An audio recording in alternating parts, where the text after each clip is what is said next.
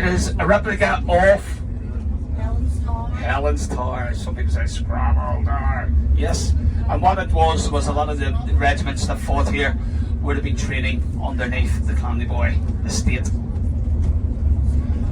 And the tower represents, it's a love for Somme. This one is, but this one was the one over in Northern Ireland was the love for mother.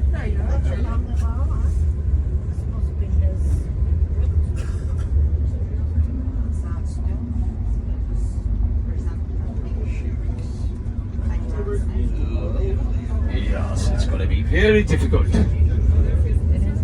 So, the Woods, you've got a brilliant historian beside me, Rocky, who's from Belfast. The only bad thing about Rocky, he supports the Glens. Good man, Rocky. We poured it down, man, here about you. Because he took us up that ore dump, did he? So, Rocky is the custodian, him and his wife, Joe. They do a fantastic job, and as I say, this tour, Rocky's going to take you on the tour. It is absolutely fantastic for anybody that hasn't done it before. You'll learn so much, and he is a wealth of information. So, Rocky, I'm going to hand over to you. Thank you very much, Phil.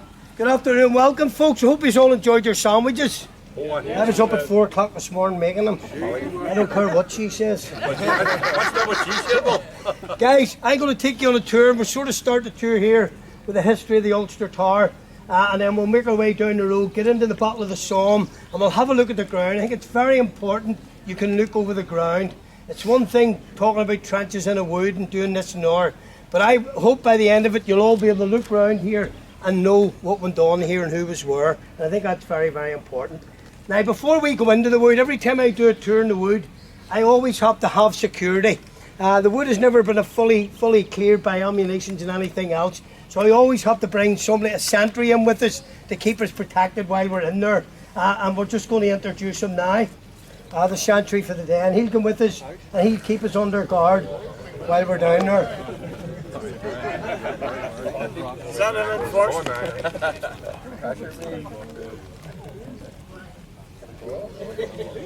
Is that a black watch looking after him, black watch guy?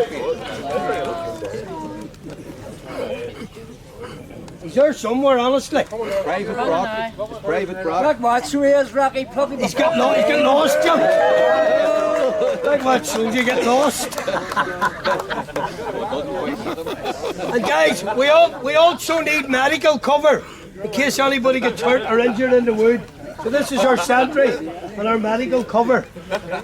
Well, first of all, let me welcome you all to Northern Ireland's National War Memorial, the Ulster Tower. The Ulster Tower. You all good? All good to go? The Ulster Tower is a memorial to the 36 Ulster Division soldiers who fought, and very sadly, very many of them young men died here on the 1st of July 1916. The tower itself was the very, very first memorial to be built on the Western Front. So our government got one thing right, and not long after the war, they set upon this project.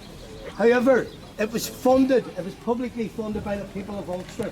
So it wasn't paid for by the government. All our forefathers put their hands in their pockets and paid for it.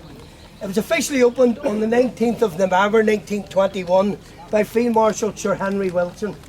Sir Henry was the chief of the Imperial General Staff back in them days, and that would mean he would be the head man in the British Army. Chief of the General Staff is what they call him today, and he dedicated it. Very, very sadly, the following June the 22nd, the year after, he was also dedicating a plaque in Liverpool Street Station in London to the Great Eastern Railway workers who had fought in the war. And when he made his way home by taxi to Eaton Place, where he lived at the time, he had an apartment there, as he got to his door, he was shot dead and murdered by the IRA. In fact, there was 2 British soldiers, ex-soldiers, that fought in the war that killed him. And as I say to people, and you are all aware, the 20s was really, really bad for trouble. Almost as bad as the 6970s as we would know it. And it was all to do, obviously, with the Home Rule Bill. And what had happened from 1912-13 on, when this was all raising its ugly head, and they wanted partition. When the war broke out, the government said, right, stop, we'll put it all on hold, and we'll go and fight the war, and then we'll sort it out after. So the Irish nationalists got together and went to the government and said, we'll go and fight for you in the First World War as long as we get home rule at the end of it. And that's roughly what happened. But as I say to people, way before 1912 and anywhere else, we've been killing each other in Ireland for hundreds and thousands of years. So we stopped it for 4 years, where Ulstermen and Irishmen who were about to go to war together, a civil war, stopped, went and fought. And now, although they didn't fight here together on this front, but they did both fight together at the Battle of Messines Ridge and the Battle of Langmark, where Ulstermen and Irishmen fought and died together. In fact, Major Willie Redmond, who was the leader of the Nationalist Party's brother, was a 53-year-old major, and he was told he was too old to go to war, but he decided, my men are going, I'm going. And he was injured the first day of the Battle of Messines Ridge, and he was carried off the battlefield by an Ulster soldier who brought him in. Sadly, later on that day, he died of his wounds. But you can imagine back in them days, they were about to go to war together, or with each other, a civil war. Then they done that later on in the war. But in 1914 or 1618, when the war ended, then they eventually, as we know now, Ulster Ireland was broke up, split up, and they got their home rule bill. The tower itself is a replica of a well-known landmark back in Northern Ireland called Helen's Tower. Helen's Tower sits in the Clandeboy estate between the wee seaside town, which is Ness City, called Bangor, and Newton Ards. It's no way it's a city I live in, it's not a city. However, that's where the Clandeboy estate is, and Helen's Tower sits proudly and highly in that estate. And the reason we replicated Helen's Tower to here was because the biggest bulk of our soldiers in our division trained in the Clandeboy estate before coming out here. So they would have been in there for months on end in tented camps, doing their trench training, learning how to dig trenches, and doing all their tactics to come out here and fight as professional soldiers. And that's why we replicated Helen's Tower to here. And the last thing the Ulster soldier saw when he left Ulster was Helen's Tower. And very sadly, quite a lot of them young men never ever saw Helen's Tower again. The tower itself, on the ground floor, we have a memorial room. I'm sure you've all been in it. Anywhere up above that is out of bounds, because that's where I live. And she hasn't done the dishes today, so we can't let anybody up there. It's a small, I don't know why anybody's maybe been up in the past. There's a small living room, kitchen and toilet, and then a 2-bedroom at the top. You can't get to the very top of the tower and go out. However, the last set of ladders are aluminium, so for health and safety reasons we can't let anybody up there.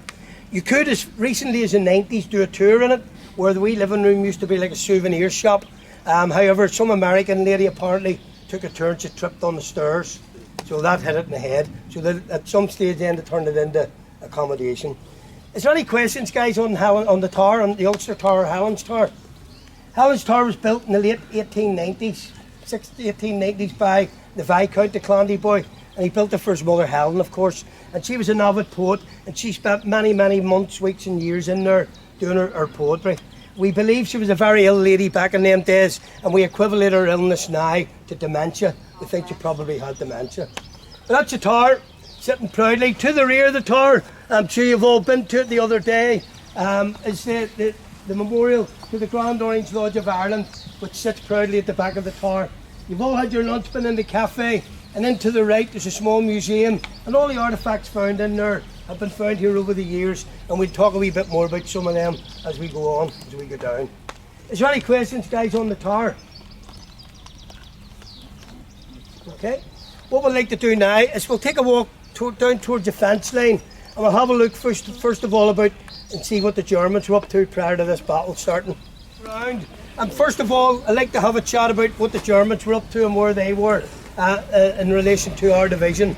So round about mid to end 1914, when the war broke out, the Germans obviously had invaded Belgium and come through into this country. And they got to this area here, and they decided then that this was the area that they were going to stop and consolidate and start holding their ground. And as I say to people, armies don't invade countries, come in the north, kill everybody to get to the south, and that's it all done. You have to hold the ground that you've taken, and there's no point taking ground if you can't guard it, hold it, and consolidate it and keep it.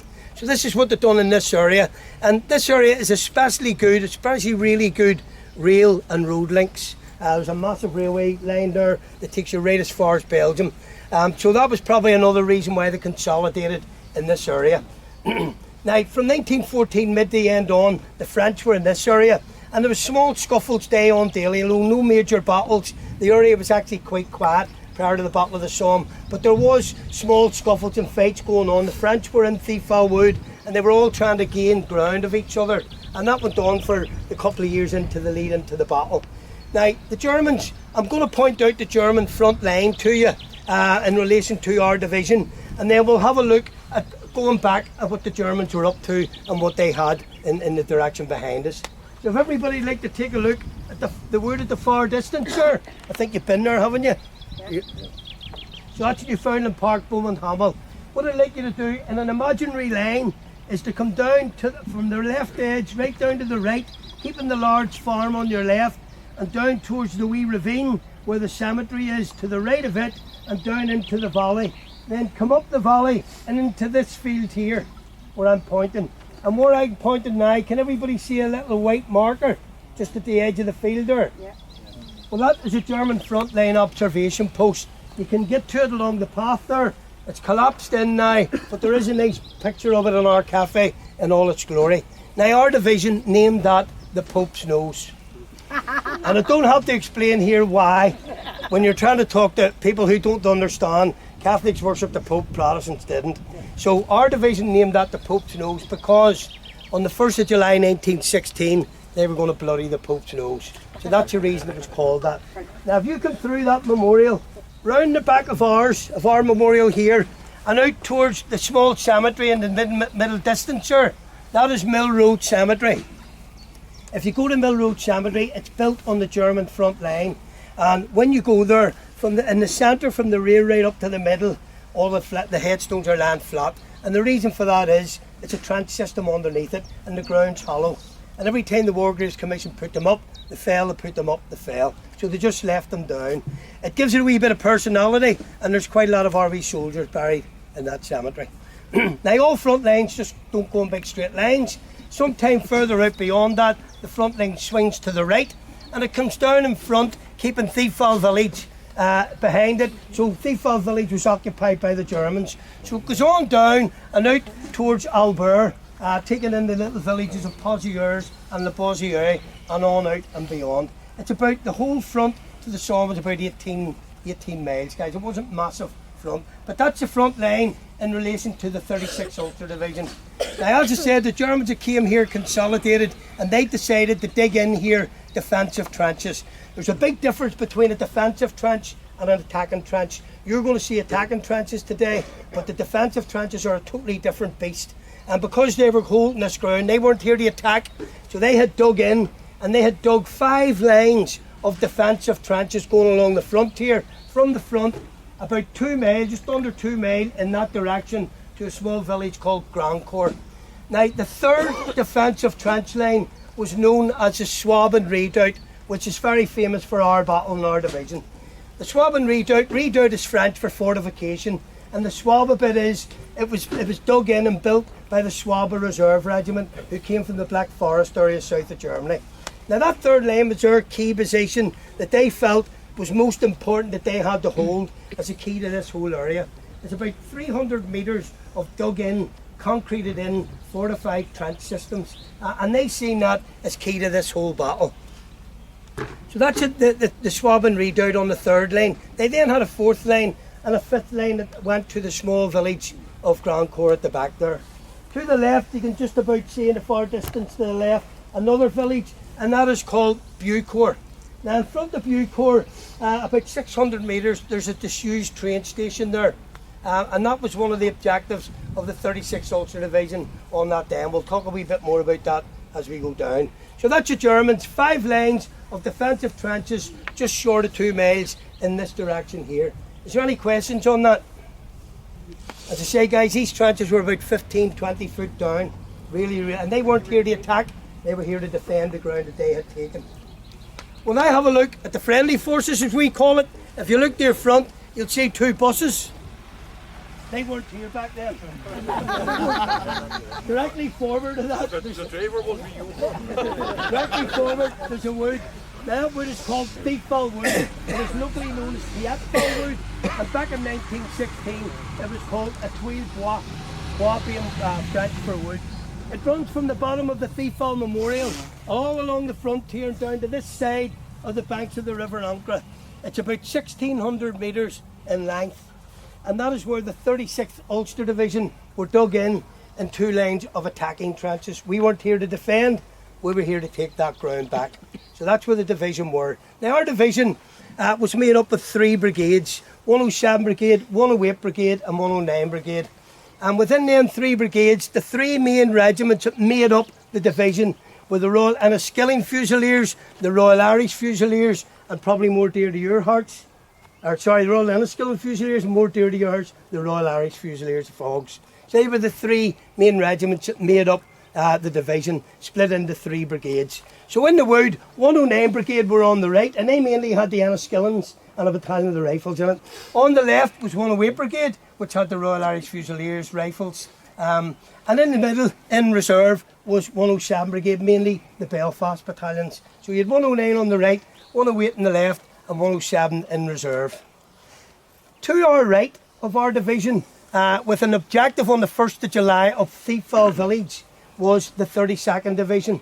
And they incorporated battalions like the PALS battalions, all these factory units, footballers, and they had the Manchesters were all there, some Welsh, some Scottish, but there was also 2 Irish battalions as part of that division as well. And it was a battalion of the Dublin Fusiliers and a battalion of the Royal Enniskillen Fusiliers. Now these were regular soldiers, part of the British Expeditionary Force before war broke out. Sorry, because my uncle was the 2nd Enniskillen Fusilier battalion. That would have been, he died before Second that. battalion was if he that's had correct. lived, that's where he would have been. Absolutely. Yeah. So they were part of the 32nd Division, and their objective, as I said, was to take Thiepval Wood. And they were dug in way round the corner, a place called the Thiepval and Avloy, and they were to fight up the open ground and take Thiepval village. And we'll talk about that when we go down the road. On the left of our division was the 29th Division, and they incorporated the Newfoundland Regiment, and that's why their memorial's there. They also had a battalion of the Dublin Fusiliers and a battalion of the Royal Enniskillen Fusiliers, the 1st Battalion on that side. So actually there was Irish battalions all along this front, because the 4th Division had it, the 18th had them. So they were all along the front of one shape or another. So that's the 29th Division, and their objective, as I said, was Beaumont-Hamel and beyond, through the Beaumont-Hamel village and out towards Sur Road. So that's 32nd on the left, 36th in the middle, and the 29th on the left. Our left boundary was this disused station called Bucourt Station, just in front of Bucourt. The right boundary was just in off the main road at the top, and the right actually was a swab and redoubt. So 109 Brigade's main objective that day was a swab and redoubt, and 108 here was Bucourt Station. We'll get into that as we get down. Is there any questions, guys, on the friendly forces? Okay, we'd like to make our way to the front of the Victoria Cross stone. We'll start the battle with you there, and we'll sort of go into the what I'd like to do before we talk about Victoria Crosses is to sort of start the Battle of the Somme with you here, so that we can talk about what happened on this side, and as we move down the road we can look at the centre and we can look at the right. The signal for this battle to start was a series of large mine craters to go off at 7:30 on the 1st of July, all along the Somme front. Now the main crater to go off in this area was a place called Hawthorne Ridge, which is just up beyond. You've probably been to the Sunken Lane, have you? Did you go to the Sunken Lane? No? Hawthorne Ridge? No. It's just beyond the wood, into the right and beyond. Now all these mine craters were to go off at 7:30 to start the battle. But what happened, for some reason, the commander of the 29th Division set that crater off 10 minutes early. So he set it off at about 7:20. So that meant the Germans had some sort of idea that something was going to happen that day. That said and done, for about 5 or 6 days leading in to this battle on the 1st of July, the Royal Artillery had pounded the German positions all along the front of the Somme, morning, noon and night. They fired no less than 1.7 million shells into the German positions. Our commanders were convinced that they had killed every German in sight, and the soldiers were told, when you get up in the morning, come out of your trenches at 7:30, light your pipe and walk on to the objective. All the soldiers, all the Germans will be dead. How wrong were they? Because the biggest bulk of them shells, some of them were dud, some of them were hard impact shells. And this is all agricultural, soggy, grassy, boggy land. So the biggest bulk of them shells buried into the grounds. They had no effect on the German positions whatsoever, who were dug in, remember, 15, 20 feet down. The only thing it probably done that week was deepen them. It didn't even have any effect on the wire that the soldiers were going to attack through. So it really, really didn't work. And that is why 108 years later, day on daily, in these areas, guys, when a farmer drives into these fields, he will turn up shells, grenades, Stokes mortars and bits and bobs. And it happens every single day. There's a shell land just on the bend there on the left that my grandson found in August. There's a grenade land just at the end of the cemetery. We'll show you it on the way down or the way back. 2 weeks ago there was 3 grenades there that were found in that field, and they were put at the end and painted yellow by the farmers. The farmers will put it all at the end of the fields, paint it if they get the chance, and then the French disposal guys eventually come around and pick it up. Now there was 3 there 2 weeks ago, guys. There's only 1 there today, and there's only been 1 there for a week. Somebody has lifted 2 grenades, and as I say to people, yes, it's 108 years old, but if you can look at a shell or a Stokes mortar or a grenade and you can see it complete, well then it hasn't went off. Please be very, very careful. If you like walking the fields looking for stuff, don't pick any of that stuff up. Pick up anything else you can get, but please be very, very careful when you get near that stuff. So as I said, these shells had no effect whatsoever. Now before the battle started, General Nugent, the commander of 36th Ulster Division, had decided that this valley here, this valley is called the Ancre Valley, and he had looked at the ground there and he had decided this is unfightable. If you go down that valley, it's steep, it's swampy, and the River Ancre goes in and out all over the place. It's really, really hard. Plus the fact the Germans had it heavily fortified from Bucourt the whole way down to the German front line. So he had decided, we're not going to send any troops up there. We're not going to bother with that. They would never ever get to their objective. So what he done, he took 2 battalions of 108 Brigade on the left of the wood, and he moved them out of the wood across the river to the far side, in and around in front of the wee village of Hamel, which I'm pointing at there. And they moved them over there, and their objective that day was to come up from the left of Bowman Hamel Park, Newfoundland Park, to that side of the river, the whole way up the valley, and their objective was to take Bucourt train station, the disused station that's there now. Now them 2 battalions were the 12th Royal Irish Rifles and the 9th Royal Irish Fusiliers, which I know is near and dear to most of your hearts. So they were put across there, and the 12th Rifles were at the top end, so they come down into the valley, and the 9th Royal Irish Fusiliers were dug in just behind the small ravine there. They moved forward under that before the battle started, down where the cemetery is. So when the battle started, the 29th Division come up the open ground to take Bowman Hamel, Newfoundland. However, heavy machine guns on that high ground rained down on that division, and that attack came to an abrupt halt. At the same time, the 2 battalions on the left, the 9th Royal Irish Fusiliers and the 12th Rifles, they come out to take their objective of the Bucourt station. They also encountered heavy machine gun fire from Bucourt the whole way down the valley. And the Germans had also captured Belgian machine guns on their way here, and they used them in this area too. Them 2 battalions were obliterated. Only the first wave from the Royal Irish Fusiliers reached their objective that morning. So the first wave out eventually got to Bucourt station. However, guys, none of them soldiers left it. None of them soldiers left it.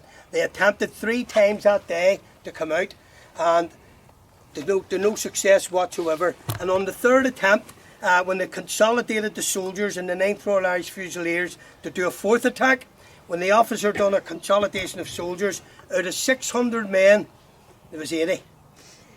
80 men ready to go again. And as the officer stood out to say charge, he was shot. He was killed. So just then, a message come up from brigade headquarters to stop the attack, and that was on the 4th attempt. So something like 535 men were injured or killed just in that 1 battalion that day down in that valley. So that, as I say, also came to an abrupt halt, and that leads me in to the first of 4 Victoria Crosses that were won by our division in the first day and a half of this battle. I'm only talking about a day and a half here, guys, for our division. We came in here in February, we started the battle the 1st of July, by the 3rd we were gone, heading to Belgium. So we're only talking a day and a half, 2 days maximum. And the first one I'm going to talk about is Rifleman Robert Quigg, VC of the 12th Battalion, the Royal Irish Rifles. Born and bred in a very, very famous wee village, I don't need to ask anybody here what it is, in County Antrim, called Bushmills. Now Robert Quigg's platoon commander was also from Bushmills, and he was a fellow called Sir Harry McNaughton. And Robert Quigg was actually his batman in the battalion. But Robert Quigg and Robert Quigg's family worked on Harry McNaughton's family and his estate back home, so he knew him very, very well. So after the attempts that day, and they come back in, word had got back that Sir Harry McNaughton was missing on the battlefield. So Robert Quigg felt a bit responsible for him, and he decided, I'm going out to get him. He went out onto the battlefield under fire, no less than 7 times that day, and every time he came back, he brought a casualty. On the 7th occasion, he dragged a young soldier along the left edge of that valley from the German front line on a ground sheet the whole way back in. He couldn't get back out that evening, he was exhausted, and for that he was obviously awarded the Victoria Cross. Sadly, young Harry McNaughton was never ever found, and could be still out there on that battlefield. 2 eye accounts from the 12th Rifles. One young lad from Ballymena said he saw him getting shot and falling into a trench. Another eye account said that they saw him getting taken prisoner of war by the Germans. However, we can't substantiate any of it because he was never ever found, and he is on the memorial to the missing of Thiepval. The second one on this side of the river was a Lieutenant Geoffrey Shillington Caher, 9th Battalion the Royal Irish Fusiliers. Now he was born and bred in England, but his mother and father were from Northern Ireland, and we think he came back and joined a local regiment at the outbreak of the war. He was in the cadets in England quite a lot of his youth. And he was the adjutant. Now he done similar actions the 1st of July and into the 2nd of July when he went out onto that battlefield under extreme fire, and he took out medical supplies, water, and he recovered soldiers off the battlefield. And it was on the 2nd of July, whilst he was doing that, he noticed another young fellow lying when he was bringing a guy in, and as he went back out again to attend to that young soldier, he was sadly shot and mortally wounded down in that valley. So that's the first 2 guys on the left, on the other side of the river.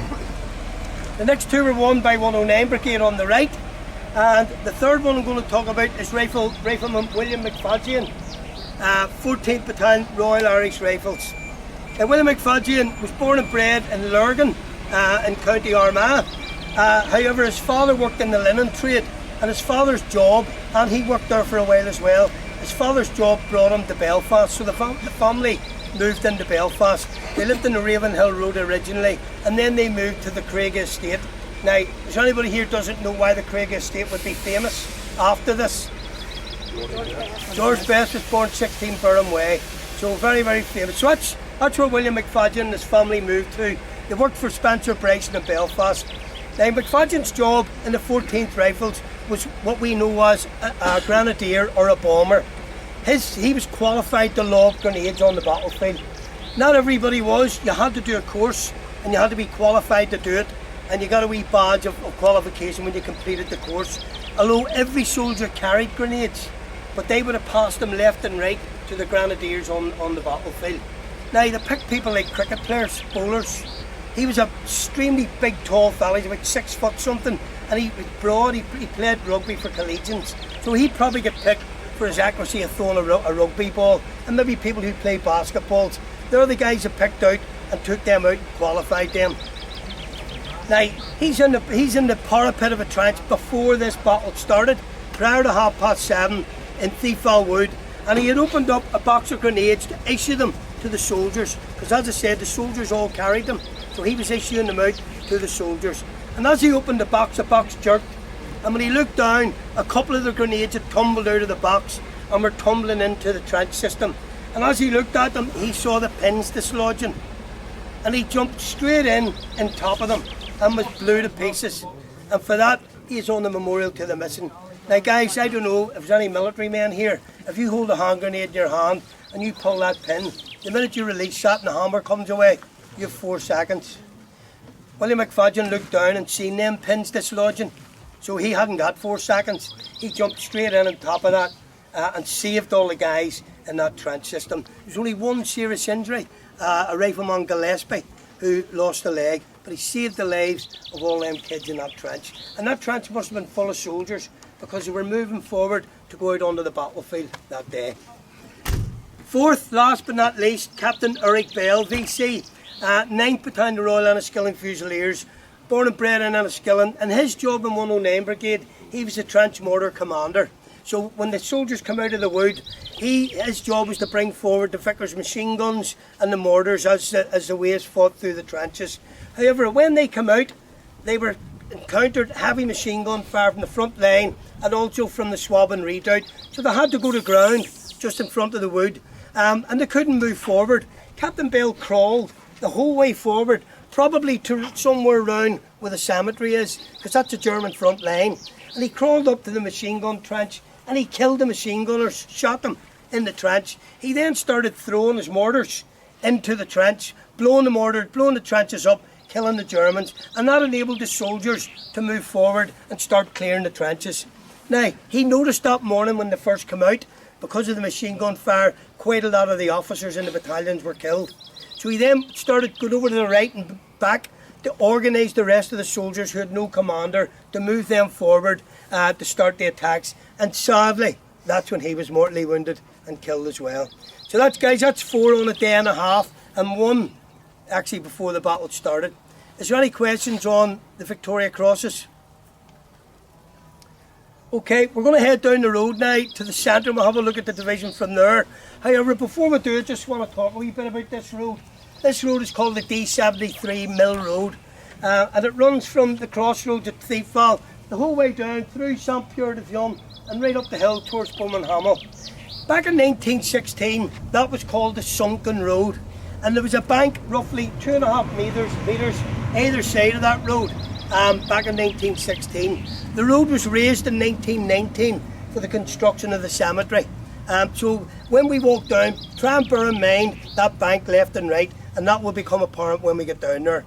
The road featured in 2013 when it was being widened for the up and coming anniversary, the 100 years of the Battle of the Somme. And all these cobblestones, that was all dug up to put them cobblestones down. And while they were dug up, the remains of 3 soldiers were found here on this road in a couple of 100 metres. And the first young fella was found just the other side of the bus. There's a blue and white arrow in front of that. And he was found, his remains were found in a spoil heap. And when they removed the remains, there was no identification of that young man. However, what happened was a farmer arrived with a tractor and a trailer, and he threw all the spoil into the back of the trailer, and he then headed down into the valley.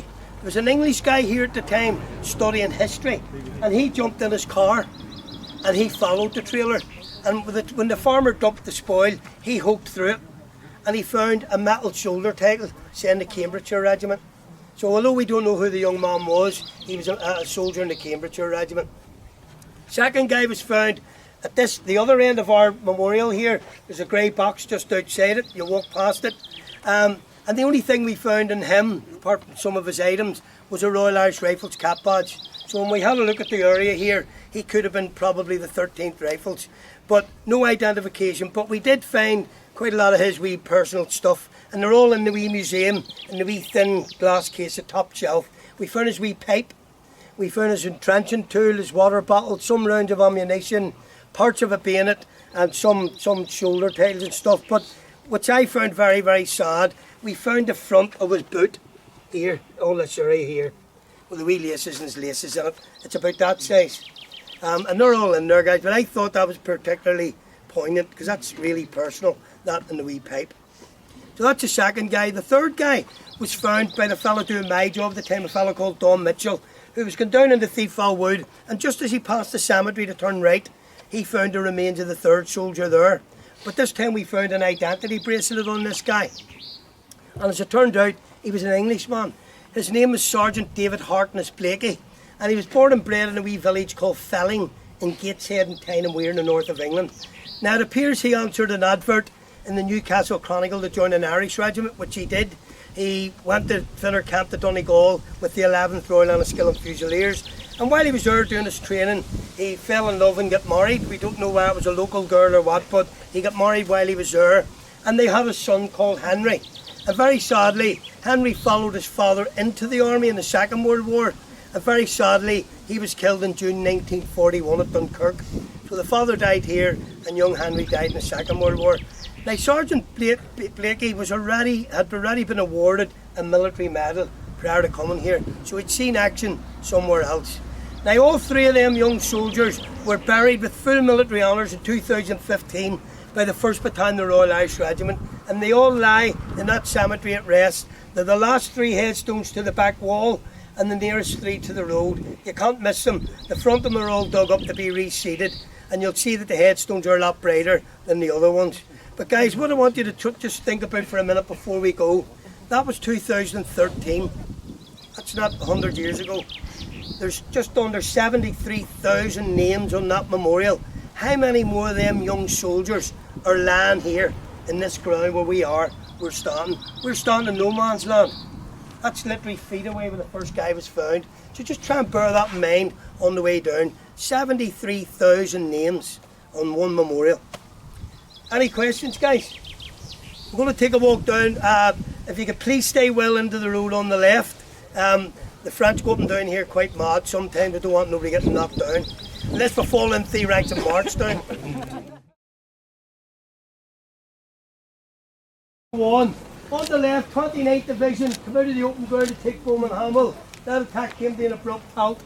The same happened over on the right here to the 32nd Division. They come up from round the corner, up that open ground, through where the big memorial is, to take Thiepval village.